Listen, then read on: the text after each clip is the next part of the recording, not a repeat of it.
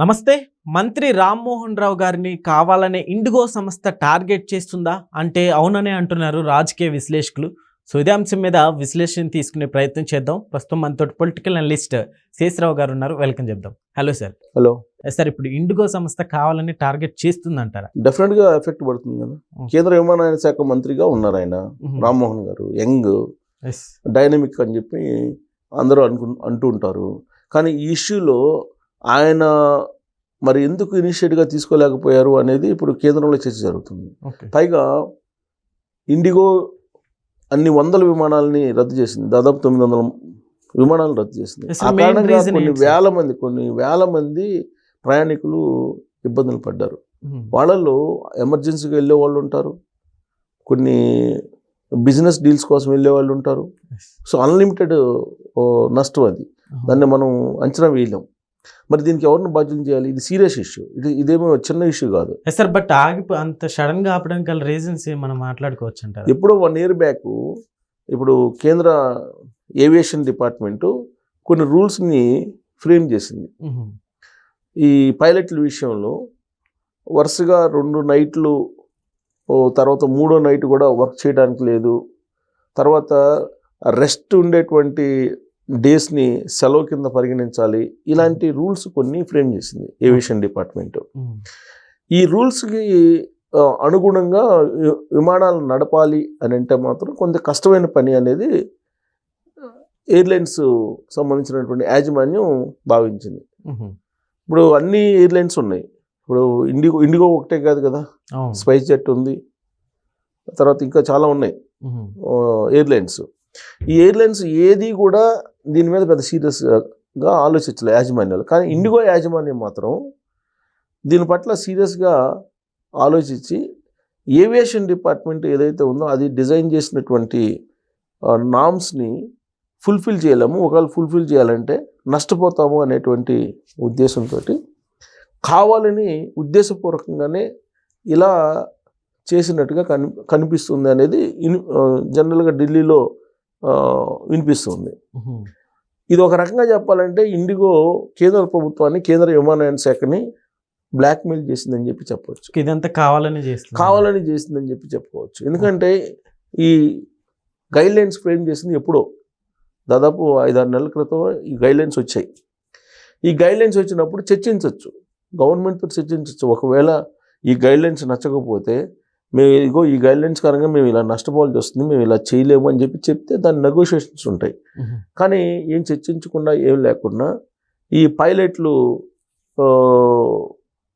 పైలట్లకు సంబంధించినటువంటి ఈ నామ్స్ పెట్టడంతో నంబర్ ఆఫ్ పైలట్స్ అవసరం. పైగా ఇప్పుడు డొమెస్టిక్లో కానీ ఇంటర్నేషనల్లో కానీ ఇండియాలో ఉన్న పెద్ద ఎయిర్లైన్స్ ఏదన్నా ఉందంటే ఇండిగోనే.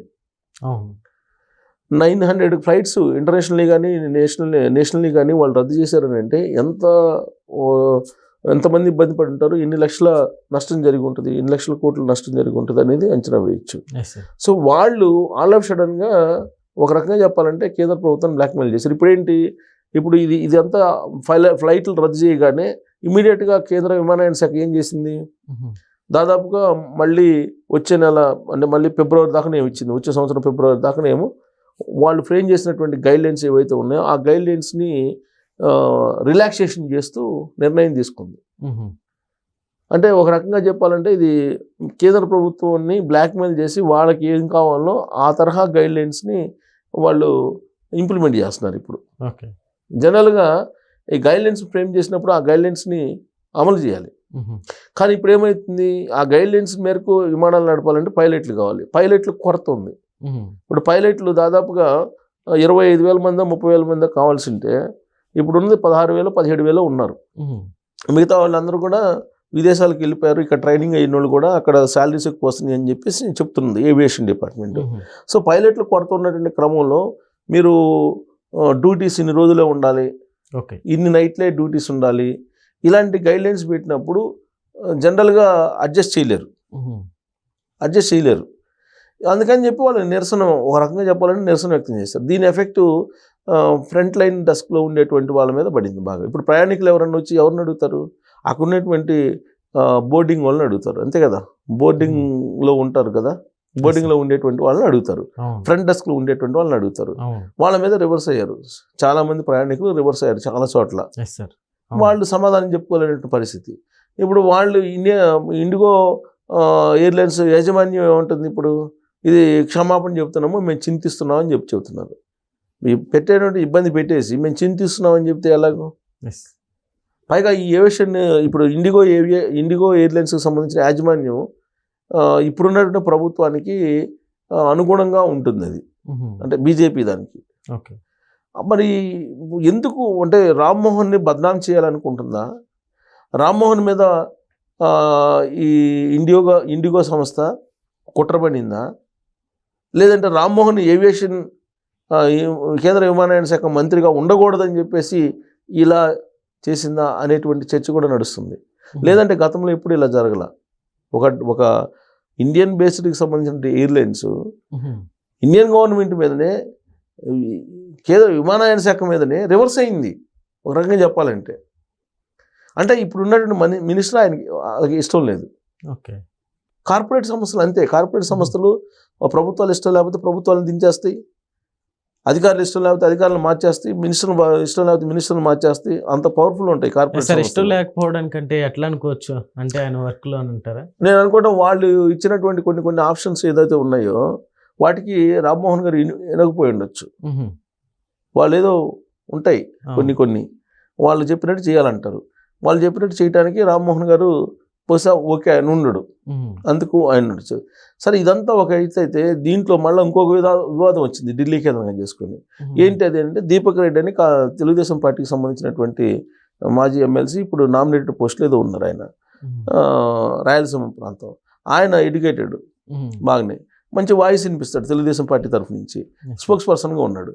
ఆయన ఒక నేషనల్ ఛానల్స్లో ఇదే ఇష్యూ మీద మాట్లాడుతూ ఈ విమానయాన శాఖకు సంబంధించినటువంటి ఈ ఇష్యూని త్వరలోనే లోకేష్ గారు సార్ట్అవుట్ చేస్తారు, లోకేష్ గారు వార్ రూమ్ నుంచి మొత్తం మానిటర్ చేస్తున్నారు, సో ఈ సమస్యని సార్ట్అవుట్ చేస్తారని చెప్పేసి ఆయన ఆ డిబేట్లో చెప్పారు. అసలు లోకేష్కి ఏం సంబంధం, లోకేష్ గారికి ఏం సంబంధం? కేంద్ర విమానయాన శాఖలో ఈ విమానాల రద్దుకి లోకేష్ గారికి ఏం సంబంధం? అక్కడ మినిస్టరు రామ్మోహన్ కదా అని చెప్పేసి అక్కడ మోడరేటరు క్వశ్చన్ చేశారు, లోకేష్కి ఏం సంబంధం అనేది. లోకేష్ తెలుగుదేశం పార్టీలో ఉండి ఇండియన్ విమానయాన శాఖ అనేది తెలుగుదేశం పార్టీకి సంబంధించినటువంటి శాఖ కాదు కదా, లోకేష్కి ఏం సంబంధం అని చెప్పి హోస్ట్ అడిగాడు. దీంతో ఈ మొత్తం వివాదం ఇప్పుడు తెలుగుదేశం పార్టీ వైపు మళ్ళింది. అసలు ఏవియేషన్ డిపార్ట్మెంట్ ఇప్పుడు అంటే రామ్మోహన్ ఓన్లీ ఆయన ఒక బొమ్మ, కీలు బొమ్మ, వెనకుండి మొత్తం నడుపుతుంది లోకేష్ గారు అనేటువంటి ప్రొజెక్షన్ తీసుకొచ్చేసారు ఇప్పుడు వైఎస్ఆర్ కాంగ్రెస్ పార్టీ వాళ్ళు కానీ ఢిల్లీలో కానీ ఇదే చర్చ జరుగుతుంది. అసలు జరిగింది ఏంది, ఎందుకు జరిగింది అనేది పక్కన పెట్టేసి ఇప్పుడు లోకేష్ గారి మీద రామ్మోహన్ మీద వెళ్ళింది. రామ్మోహన్ అనే అతని కీలు బొమ్మ మొత్తం నడుపుతుంది ఏవియేషన్ డిపార్ట్మెంట్, మొత్తం కేంద్ర విమానయాన శాఖను నడుపుతుంది మొత్తం లోకేష్ అనేటువంటి యాంగిల్లో ప్రొజెక్ట్ చేస్తున్నారు. ఇప్పటికే రాష్ట్రంలో అన్ని శాఖలు లోకేష్ గారి ఆధ్వర్యంలో నడుస్తున్నాయి అనేటువంటిది ఒకటి ప్రొజెక్షన్ తీసుకొచ్చారు. ఇప్పుడు మళ్ళీ కేంద్ర విమానయాన శాఖను కూడా లోకేష్ గారే అని చెప్పి ప్రచారం మొదలుపెట్టారు. వాస్తవంగా లోకేష్ గారి గాను రామ్మోహన్ గారికి మంచి సత్సంబంధాలు ఉన్నాయి. Plus Rammohan well educated, plus ఆయన 3 సార్లు ఎంపీ అయ్యాడు, సీనియర్, రాజకీయ నేపథ్యం ఉన్న ఫ్యామిలీ నుంచి వచ్చారు, తెలుగుదేశం పార్టీ భావజాలం పుష్కలంగా ఉన్నటువంటి లీడరు. మరి అతనికి లోకేష్ గారు చెప్పాల్సిన అవసరం ఏముంది అసలు? ఇప్పుడు ఆయన డిపార్ట్మెంట్లో ఆయన విమానయాన శాఖ ఆయన ఆధ్వర్యంలో ఉంది కాబట్టి ఆయన సమస్యలను ఆయన పరిష్కరించుకుంటాడు. పరిష్కరించుకోలేనంత అమాయకుడు కానీ అవగాహన లేనటువంటి లీడర్ కానీ కాదు రామ్మోహన్ గారు. లోకేష్ గారి సహాయం అవసరం లే, ఒకవేళ ఏదైనా ఉంటే మాట్లాడుకోవచ్చు అంతే తప్ప లోకేష్ గారు మానిటర్ చేస్తుంటే రామ్మోహన్ గారు చూస్తూ ఉంటారు అనేది అబద్ధం అది. సో ఇదంతా ఏంటంటే ఏదో సంథింగ్ హిడెన్ అజెండా తోటి రామ్మోహన్ని టార్గెట్ చేస్తూ ఢిల్లీ కేంద్రంగా జరిగినటువంటి ఒక ఎపిసోడ్ కింద దీన్ని తీసుకోవచ్చు. ఇండిగో రూపంలో ఇండిగో విమానాలు ఆయన రద్దు చేయడం, ఆయన బదనాం చేయడం, ఇవన్నీ చూస్తుంటే కనుక డెఫినెట్గా హిడెన్ అజెండా ఏదో ఉంది. రామ్మోహన్ ఆల్రెడీ అత్యవసర సమావేశం పెట్టారు, ఉన్నతాధికారులతో అత్యవసర సమావేశం పెట్టి ఈ సమస్యను వెంటనే పరిష్కరించేదానికి ఆయన సార్ట్అవుట్ చేయడానికి ప్రయత్నం చేస్తున్నారు. కాకపోతే దీన్నంతా రాజకీయంగా కన్వర్ట్ చేసేసి మళ్ళీ లోకేష్ గారిని దీనిలోకి తీసుకొచ్చి గందరగోళం చేస్తుంటున్న పరిస్థితి. అంటే రామ్మోహన్ మీద ఏదో కేంద్రంలోనే కుట్ర జరుగుతుంది. ఢిల్లీ కేంద్రంగానే ఏదో కుట్ర జరుగుతుంది. అది కుట్రని ఎవరు చేస్తున్నారు ఏంటి అనేది మాత్రం విస్తృతంగా చర్చ జరుగుతుంది. ఎందుకనంటే రామ్మోహన్ గారు ఈ మధ్యకాలంలో మిథున్ రెడ్డి గారు మాట్లాడితే దానికి కౌంటర్ ఇచ్చారు, సీరియస్ కౌంటర్ ఇచ్చారు. ఇది అక్కడ మిథున్ రెడ్డి వైఎస్ఆర్ కాంగ్రెస్ పార్టీ అతను మాట్లాడితే రామ్మోహన్ గారు పైగా ఆయన ఎదురు మాట్లాడుతుంటే నువ్వు కూర్చొని నేను సెంట్రల్ మినిస్టర్ని, నువ్వు కూర్చొని నేను చెప్పింది నేను అని చెప్పేసి అన్నాడు. ఆ తర్వాత జరిగినటువంటి ఎపిసోడ్ ఇది. మరి దాని వెనక ఏదో ఏముంది అనేది ఇంకా బయట రాలా, చూడాలి. హిడెన్ అజెండా అయితే ఉంది, డెఫినెట్గా హిడెన్ అజెండా. లేకపోతే గతంలో ఎప్పుడు ఏ ఎయిర్లైన్స్ ఎప్పుడు ఇలా చేయలేదు, ఇండిగో ఇలా చేసిందంటే దీనిలో హిడెన్ అజెండా అయితే ఖచ్చితంగా ఉండి ఉంటుంది. Okay sir, thank you.